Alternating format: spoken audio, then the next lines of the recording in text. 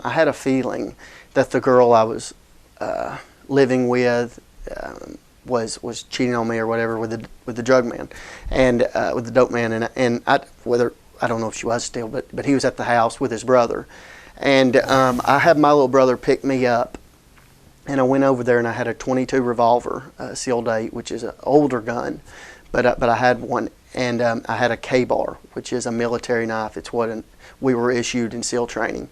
It's a big knife. It's about, I would say, about that long, and it has a serrated edge on the back side. I tucked the revolver under the seat of the car, and I took the knife, and because I'd been trained how to fight with a knife, I knew how to conceal it to where you couldn't see it if I was in a fight.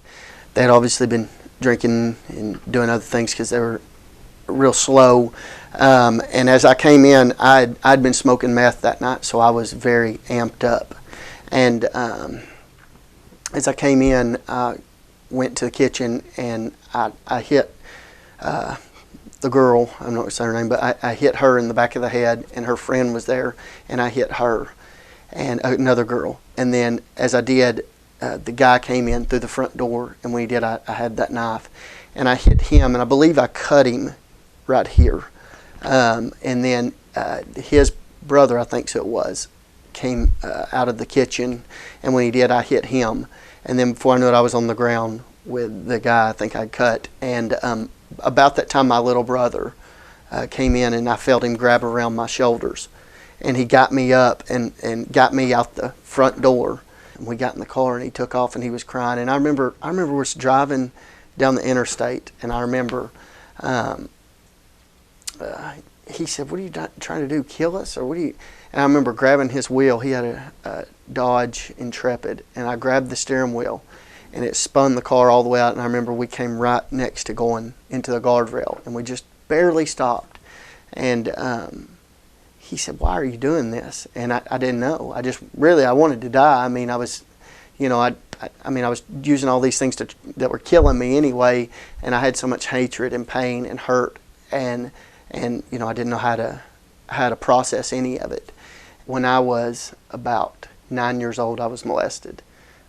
I went and told my teacher. I think I'd actually taken a pencil and tried to jab it through my hand, because you're trying to hurt yourself because you're hurting. You don't know really how to. You're a child. You don't know how to handle things like that. Nobody should know how to handle things like that. And I was working at a welding place, and I was welding, and I lifted my hood up. And when I did, one of the guys who was welding with me, he said, "Hey man, there's like 15 cops behind you."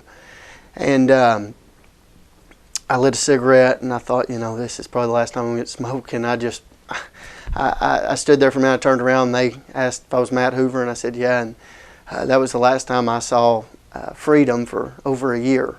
And I was standing there in the 6th floor of the library at the jail. It's where they put you before they process you. And a guy walked by who I'd used to buy cocaine from. And Jose walked by, and I said, "Hey, Jose, what's up, man?" And I hollered at him, and Jose knew I'd love to fight. And I was cussing and saying all these things. And Jose said, "Hey, man, I don't talk like that anymore."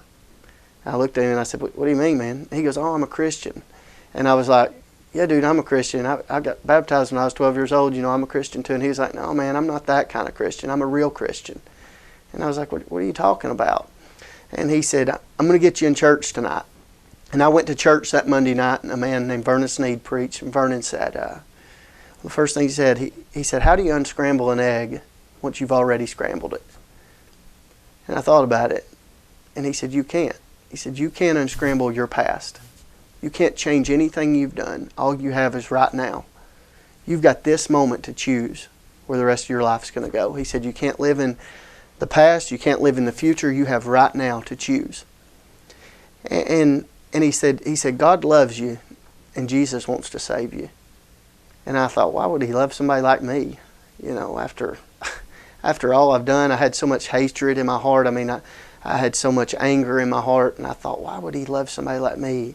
And I realized that he loved me so much that he gave his son for me. And I thought, man, what kind of, I didn't know the verse then, but 1 John 3:1, "Behold, what manner of love the Father hath bestowed upon us, that we should be called the children of God." I get to teach a domestic violence program where I get to go back what I used to be, where I once sat as a defeated crack cocaine addict and meth addict in the Hamilton. I get to go back in there as a victorious Christian now, somebody who's gotten victory over those things. And now I get to go back and say, listen, it's not a program that's going to get you to quit. It's not a 12 steps to here's what it is. It's Christ. How great the love of Jesus Christ.